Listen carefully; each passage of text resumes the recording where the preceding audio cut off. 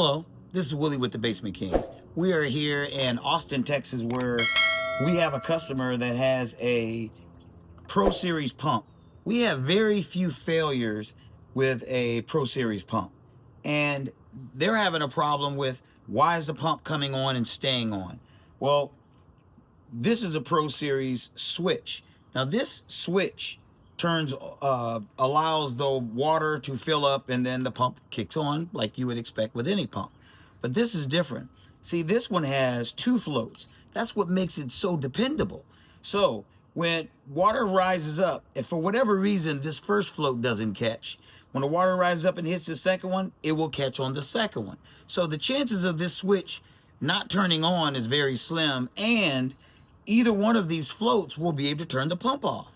But for some reason, at this particular location, the homeowner says that if he didn't unplug the pump, he doesn't get anything as far as being able for it to run the way it's supposed to. So we came out.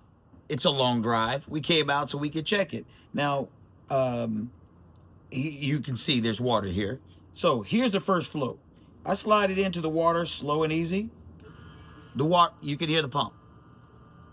Now, you'll notice there's like a 10-second delay before it shuts off. Well, what happens if I hold this float down and do it again and go down? Second catches.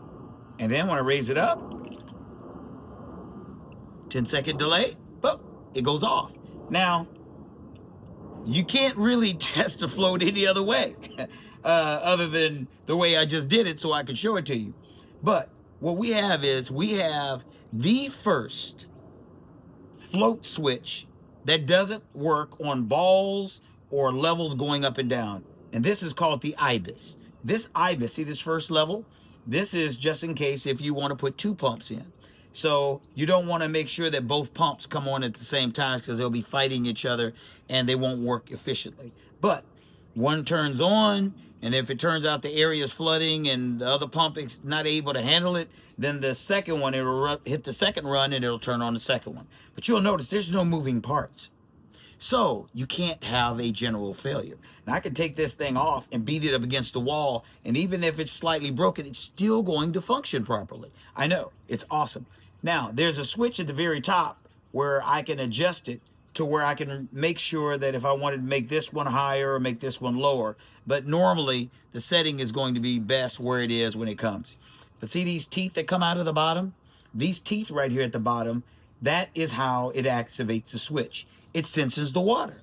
It senses the water, turns on. When the water's gone, turns off. Now, if this one doesn't function properly, nothing else will, because this product right here is the first on the market in the world. And the Basement Kings have it right here in Texas. So we're showing you exactly what it's going to be like. So with this one in the ground, let's say we put it in. Now you see water is going to come up. See it? Now, right now, it doesn't have a float. Since it doesn't have a float, water's not going to come out. But if we take this again to show the customer that it is actually working, I tested the pump already 4 or 5 different ways. So now we know, we diagnose the best thing we could do is think of it as the float. So let me show you what happens here. You see that?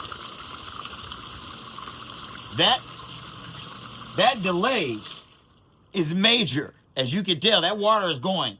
So we know that it's going to function the way it's supposed to. So what we're going to do now is we're going to plug in the Ibis and give it a shot and see how it works.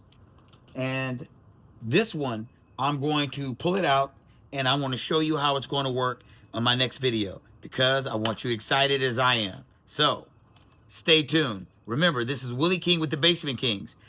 You're not going to see this anywhere else. All right. Hello, thanks for watching.